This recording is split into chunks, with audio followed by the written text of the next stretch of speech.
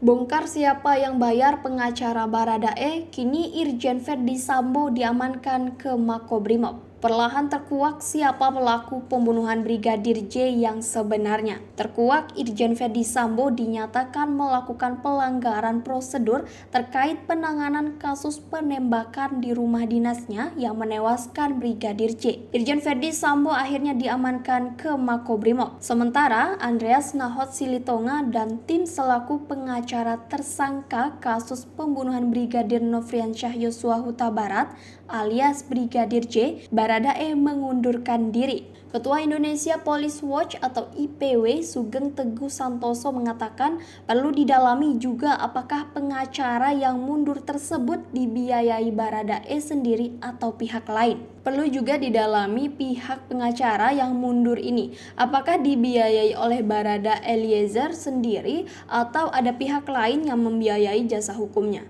Kata Sugeng kepada tribunnews.com Sabtu 6 Agustus 2022. Menurut Sugeng, hal itu untuk memastikan apakah tim kuasa hukum betul-betul mendampingi Baradae hanya sukarela.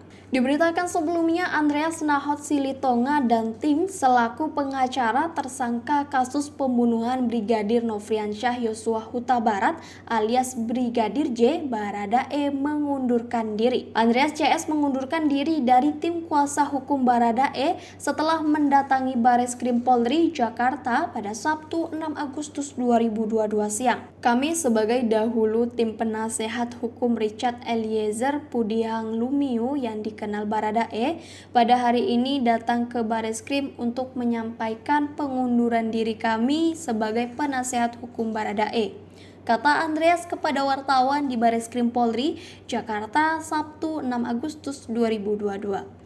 Meski begitu, Andreas enggan menyebutkan alasan pengunduran dirinya bersama tim yang lain sebagai kuasa hukum Baradae.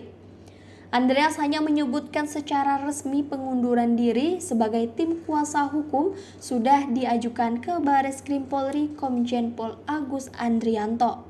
Irjen Verdi Sambo diamankan di Makobrimob.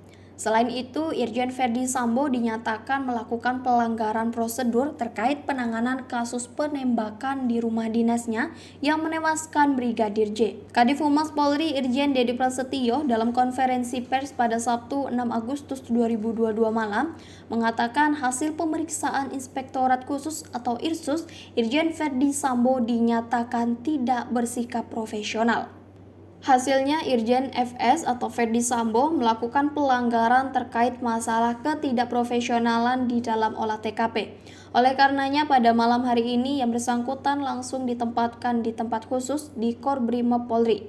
Kata Dedi pada Kamis dikutip dari tayangan Breaking News Kompas TV.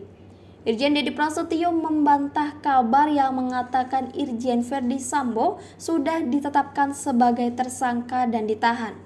Terkait berapa lama Irjen Verdi Sambo bakal ditempatkan di tempat khusus, Irjen Dedi Prasetyo menyatakan belum bisa menjawab hal itu. Saat ditanya soal ketidakprofesionalan yang diduga dilakukan Irjen Verdi Sambo, Irjen Dedi Prasetyo menegaskan hal itu sebagaimana disampaikan Kapolri sebelumnya, yakni ketidakprofesionalan dalam olah TKP. Irjen Dedi Prasetyo enggan merinci ketidakprofesionalan yang dimaksud. Ia hanya memberi contoh diantaranya yakni penggantian CCTV di kompleks rumah dinas Verdi Sambo.